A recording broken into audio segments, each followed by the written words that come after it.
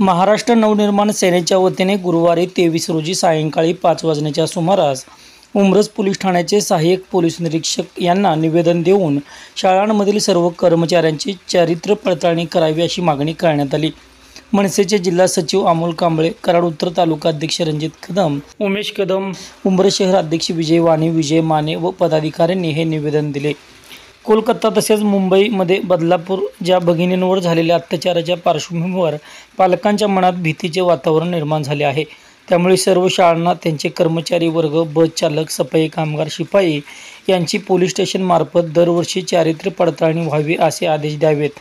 तसेच कॉलेज शाळांमध्ये CCTV कॅमेरे सुरक्षेच्या दृष्टिकोनातून बसवण्याचे आदेश द्यावेत व जे आदेशाचे पालन करणार नाहीत त्या संस्थांवर योग्य ती कडक कारवाई करणे गरजेचे आहे अशी मागणी मनसे कार्यकर्त्यांनी केली। तसेच निर्भया पथकाची गस्त सुरू करण्यात यावी, विद्यार्थी तक्रारीसाठी विशेष हेल्पलाईन नंबर तक्रार पेटी सुरू करण्यात यावी या प्रमुख मागण्या करण्यात आल्या। अमोल कांबळे, मनसे विद्यार्थ्यांना सातारा जिल्हा सचिव। आज आम्ही महाराष्ट्र नवनिर्माण विद्यार्थी सेनेच्या वतीने उपविभागीय अधिकारी अमोलजी ठाकूर यांना सर्व शाळेतील शैक्षणिक शाळेतील कर्मचाऱ्यांचा चारित्र्याची पडताळणी करावी।